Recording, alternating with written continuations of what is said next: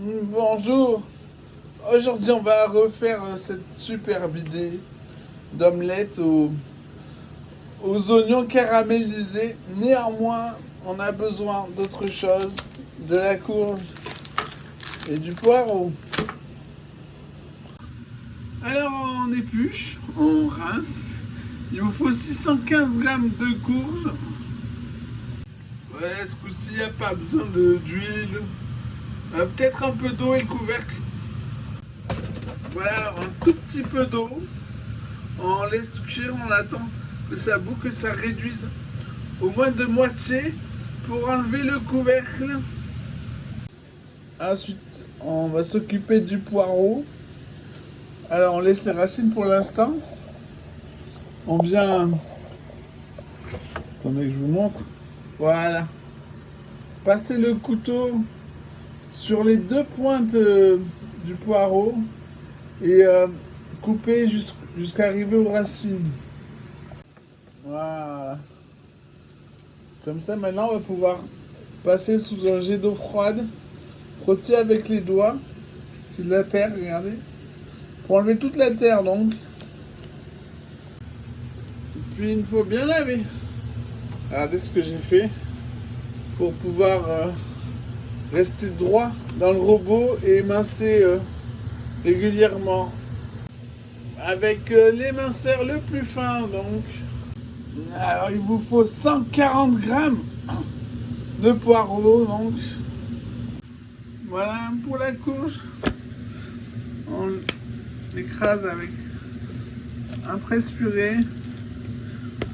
J'ai un peu oublié, elle est un peu colorée, mais c'est pas grave. Si ça vous arrive, il faut surtout pas gratter le fond. Il faut prendre juste ce qui vient. Ensuite, dans un peu d'huile, on va faire cuire les poireaux. Une fois les poireaux fondants en bouche et plus filandreux, on peut arrêter la cuisson. Ensuite, on passe on recoupe les mains sur le plus fin des oignons. Alors il vous en faut 835 grammes. On va les caraméliser en remuant régulièrement dans un sautoir avec un peu d'huile. Voilà, les oignons sont assez caramélisés. On peut éteindre le feu.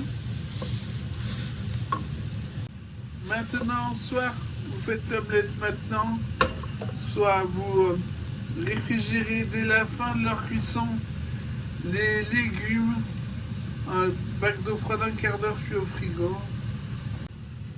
Quand tous les ingrédients sont au moins tempérés, on les réunit, on sale, on poivre, on mélange, on goûte, on recommence si nécessaire.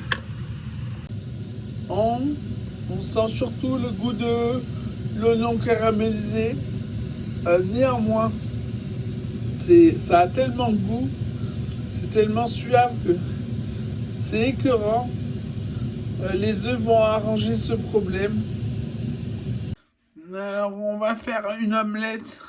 C'est plus joli en présentation, une omelette par personne. Alors dans un petit plat en plastique, vous mettez 170 grammes de la garniture.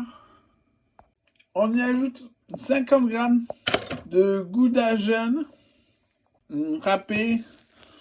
On vient mélanger avec les légumes.